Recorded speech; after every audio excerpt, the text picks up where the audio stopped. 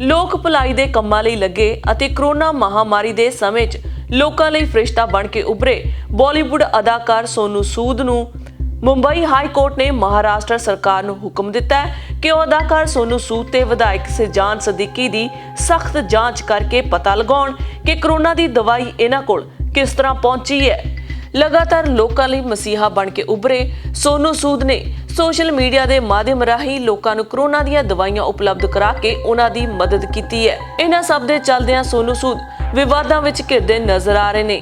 Mumbai high court ਨੇ ਆਪਣੇ ਹੁਕਮ ਵਿੱਚ ਇਹ ਵੀ ਕਿਹਾ ਕਿ ਸੈਲੀਬ੍ਰਿਟੀ ਆਪਣੇ ਆਪ ਨੂੰ ਫਰਿਸ਼ਤਾ ਦੱਸ ਰਹੇ ਨੇ, ਜਦਕਿ ਉਹਨਾਂ ਨੇ ਇਸ ਗੱਲ ਦੀ ਪੁਸ਼ਟੀ ਵੀ ਨਹੀਂ ਕੀਤੀ ਕਿ ਦਵਾਈਆਂ ਨਕਲੀ ਨੇ ਜਾਂ ਗੈਰ ਕਾਨੂੰਨੀ ਤਰੀਕੇ ਨਾਲ ਉਹਨਾਂ ਤੱਕ ਪਹੁੰਚਾਈਆਂ ਜਾ ਰਹੀਆਂ ਨੇ।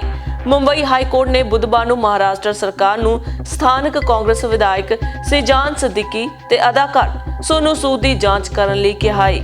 ਹਾਈ ਕੋਰਟ ਨੇ ਹੁਕਮ ਦਿੱਤਾ ਹੈ ਕਿ ਕਰੋਨਾ ਮਹਾਮਾਰੀ ਦੌਰਾਨ ਇਹਨਾਂ ਦੋਵਾਂ ਵੱਲੋਂ ਉਪਲਬਧ ਕੀਤੀਆਂ ਗਈਆਂ ਦਵਾਈਆਂ ਦੇ ਮਾਮਲੇ 'ਚ ਪੁੱਛਗਿੱਛ ਕੀਤੀ ਜਾਵੇ। ਦਰਅਸਲ ਸੋਨੂ ਸੂਦ ਤੇ ਸਹਿਜਾਨ ਸਦੀਕੀ ਨੇ ਸੋਸ਼ਲ ਮੀਡੀਆ ਤੇ ਆਉਣ ਵਾਲੀਆਂ ਅਪੀਲਾਂ ਦੇ ਮਾਧਿਅਮ ਨਾਲ ਲੋਕਾਂ ਨੂੰ ਕਰੋਨਾ ਦੀਆਂ ਦਵਾਈਆਂ ਉਪਲਬਧ ਕਰਾਉਣ ਦੀ ਕੋਸ਼ਿਸ਼ ਕੀਤੀ ਹੈ। ਮੁੰਬਈ ਹਾਈ ਕੋਰਟ ਨੇ ਆਪਣੇ ਹੁਕਮ 'ਚ ਇਹ ਵੀ ਕਿਹਾ ਹੈ ਕਿ ਕਲਾਕਾਰਾਂ ਦਾ ਵਿਵਹਾਰ ਫਰਿਸ਼ਤੇ ਅਨੁਸਾਰ ਸੀ, ਜਦਕਿ ਇਹ ਇਸ ਗੱਲ ਦੀ ਵੀ ਜਾਂਚ ਨਹੀਂ ਕਰ ਪਾ ਰਹੇ ਕਿ ਕੀ ਦਵਾਈਆਂ ਨਕਲੀ ਸਨ ਜਾਂ ਉਹ ਗੈਰ ਕਾਨੂੰਨੀ ਤਰੀਕੇ ਨਾਲ ਤਾਂ ਨਹੀਂ ਆ ਰਹੀਆਂ ਸਨ। ਬਹਰਹਾਲ ਸੋਨੂ ਸੂਦ ਵੱਲੋਂ ਲਗਾਤਾਰ ਲੋਕ ਭਲਾਈ ਦੇ ਕੰਮ ਕੀਤੇ ਜਾ ਰਹੇ ਨੇ।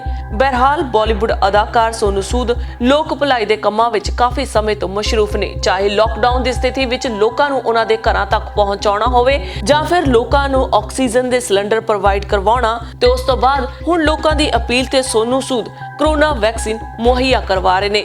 ਇਸ ਦੇ ਵਿਚਕਾਰ ਹੀ ਮੁੰਬਈ ਹਾਈ ਕੋਰਟ ਵੱਲੋਂ ਸੋਨੂ ਸੂਦ ਲਈ ਇਹ ਹੁਕਮ ਜਾਰੀ ਕਰ ਦਿੱਤੇ ਗਏ ਨੇ।